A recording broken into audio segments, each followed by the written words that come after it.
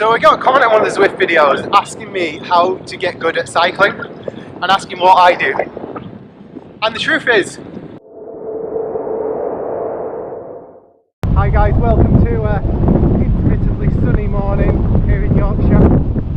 So first of all, sorry if there's a lot of wind noise on this video.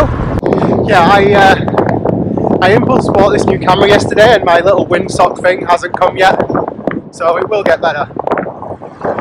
Hopefully. I actually don't really intend to use this camera for handheld vlogs much, but when you get something new, you always want to test it out, don't you?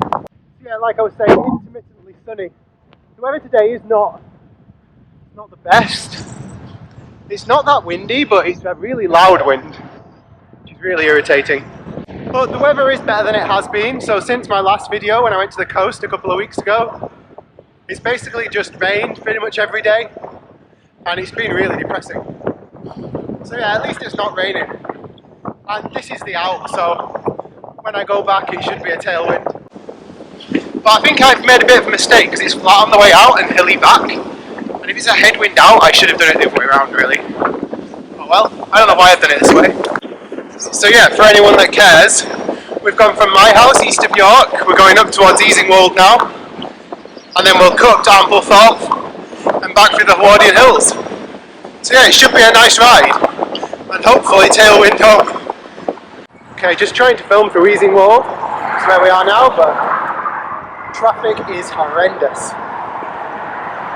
So normally this is a nice place to stop, but that's when the cafes are open. So not at the moment. But yeah, I'm seriously missing lockdown now. The weather was better, and the traffic was less. So I think that's enough of complaining for today. I've complained about the weather and the traffic.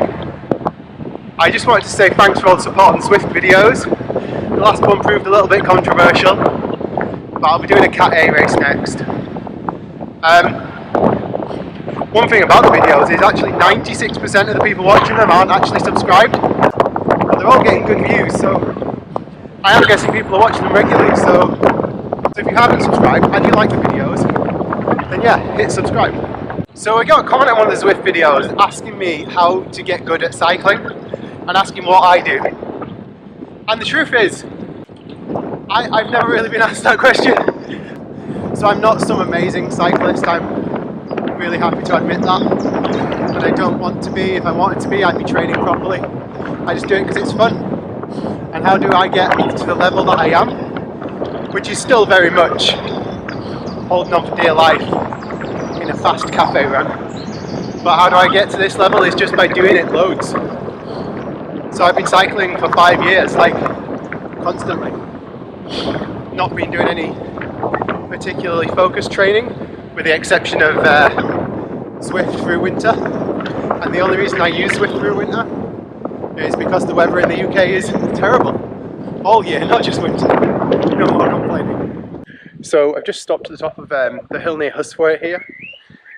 I'm hoping this comes out on the camera, but trying to point to it. Somewhere here you should be able to see the white horse. I really hope that has come out. So yeah, that's like one of the famous white horses that I think are dotted all around the country. But that's the one here in North Yorkshire, which is pretty cool. That's quite a good climb as well. It's got hairpins in it, which is a bit unusual for this area. It's pretty challenging as well. So yeah, it gets a little bit lumpy from here. So it was flat to Easingwold, like I was saying, then lumpy afterwards. Yeah, so I got this comment how to be good at cycling, I think it was. It was from R space AJ. I don't know if that's Raj or if it stands for something else. So sorry if I got that wrong. And yeah, I think I don't do any training particularly. It's just time on the bike, which is not good. Like don't pick that strategy. If you read anything online or books or speak to trainers or anything, they'll say it's better to do quality than quantity. But for me, it's not really about training. It's about getting out there and just sort of de-stressing. I started cycling because it was time away from my computer screen when I got my first full-time job, which was sat in front of a computer. And yeah, so it's, for me, that's what it is for me. It's just sort of like time away from reality and a bit of a rest. But I feel like I should say something, the things that I think have benefited me. So Since I started doing the Zwift races, I feel like I've become a lot stronger a cyclist, even though it's only been just over a month. It's definitely helping a lot.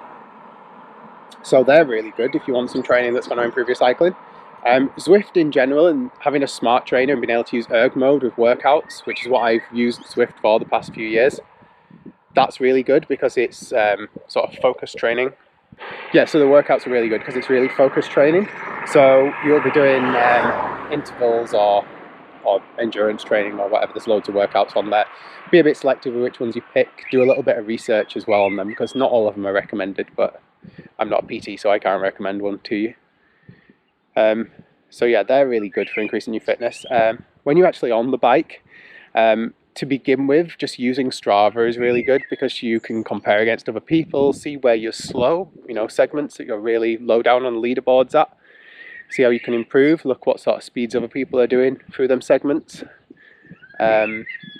Also increasing your average speed. I know speed's a really bad metric, but if it's you, same bike, similar area, similar terrain, similar weather, it's actually quite good when you're starting out to use speed because you see really quick progress. You know, you'll do your first ride that you've ever done on a bike and you'll be sub 10 mile an hour, and then within a month of riding you'll be hitting sort of 80 mile an hour averages if you're anything like me anyway. So yeah, Strava is really good to use as well. You don't need the premium Strava if you don't want to pay for it. The basic one does enough, although I don't know about the segment leaderboards anymore. That might have changed, but the basic one's enough to do the speed at least. Heart rate monitor, that's really good. I have my Wahoo set up so the lights on the top indicate which heart rate zone I'm in. Yeah, which is pretty useful. It's a good indicator to me of if I'm going hard enough. So if I'm on a climb that I'm finding difficult and my heart rate's not up there, I know that something else is wrong. Maybe I've not eaten enough. Maybe I'm just fatigued in general. But yeah, that's a really good, useful tool. I don't have a power meter. I'd love one, but I just really can't justify it. And every time I do kind of almost buy one, I can't decide which one to get. There's too many options out there. I don't really want a crank one because I want one that can move bikes. But then saying that, I've had this bike for over 3 years. So if I'd just got a crank one when I got it, I'd have got my money's worth out of it. So yeah, I think that's it really. So that's an amateur cyclist's view on how to get good at cycling. And it's to go cycling. Yeah, maybe that's not that useful. So yeah, I thought it was an interesting comment because usually you'd ask that question to someone who is like a proper athlete, like one of the many pro YouTubers, one of the many pro cyclists that are currently on YouTube. But yeah, I think it is interesting to get the viewpoint of someone who's normal because at the end of the day, we're not all pro athletes.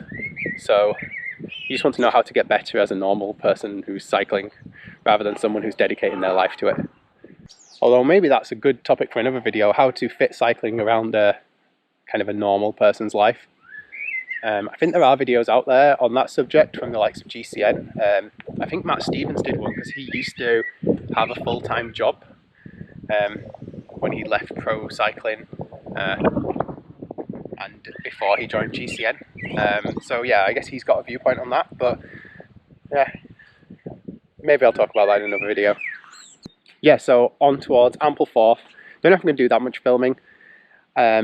Yeah, on towards Ampleforth and then to Hovingham, I think. Then down into Malton and then the long way back to my house just to make sure I hit 100k. So when I described the route, I think I got it a bit wrong. We're not going through the Hoardian Hills. There's not much climbing on this ride. We've done the Ampleforth bit and now we're just in the flats, back to Malton, then the long way home. About 20 miles to go. It's nice to finally have a tailwind though. So yeah, I think that's it for this video. So it's kind of been a bit of a camera test and also answering that question of how to get good cycling. So yeah, let me know in the comments below how the sound is, how the camera is, and yeah, also let me know about how you get good at cycling. Okay, thanks for watching. Don't forget to subscribe. I'll catch you in the next one.